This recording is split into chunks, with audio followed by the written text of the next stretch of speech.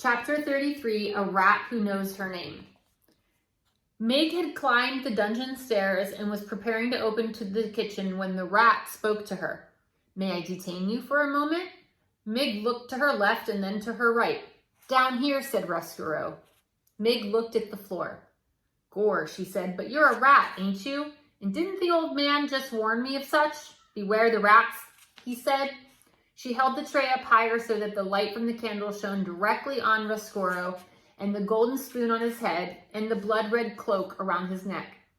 "There's no need to panic, none at all," said Despereaux. As he talked, he reached behind his back and using the handle, he raised the spoon off his head, much in the manner of a man lifting his hat to a lady. "Gore," said Meg, "a rat with manners." "How do you do?" said Despereaux. "My papa had him some cloth made much like yours, Mr. Rat," said Meg, "red like that. He traded me for it." "Ah," said Despereaux. He smiled a large, knowing smile. "Ah, did he really? That's a terrible story, a tragic story." Reader, if you will pardon me, we must pause for a moment to consider a great and unusual thing. That great unusual thing is this. Despereaux's voice was pitched perfectly to make its way through the tortuous path of Meg's broken down, cauliflowered ears. That is to say, dear reader, Miggery Sow heard, perfect and true, every single word the rat Despereaux uttered. "You have known your share of tragedy," said Despereaux to Meg. "Perhaps it is time for you to make the acquaintance of triumph and glory." "Triumph," said Meg. "Glory." "Allow me to introduce myself," said Despereaux. "I am Despereaux. Friends call me Despereaux, and your name is Miggery Sow. And it is true, is it not, that most people call you Meg?" "Ain't that the thing?" shouted Meg. "A rat who knows my name." "Miss Miggery, my dear, I do not want to appear too forward so early in our acquaintance, but may I inquire, am I right in asserting that you may have aspirations?" Here's the picture.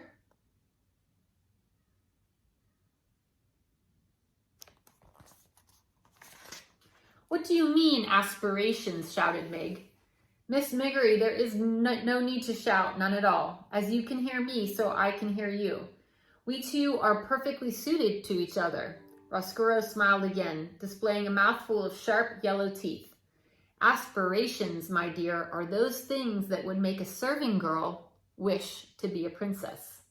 "Gore," said Meg, "a princess is exactly what I want to be." "There is, my dear, a way to make that happen. I believe that there is a way to make that dream come true." "You mean that I could be the Princess P?" "Yes, your highness," said Despereaux, and he swept the spoon off his head and bowed deeply at the waist.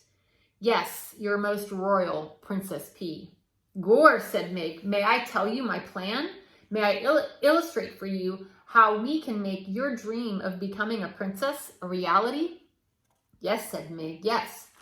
"It begins," said Despereaux, "with yours truly and the chewing of a rope."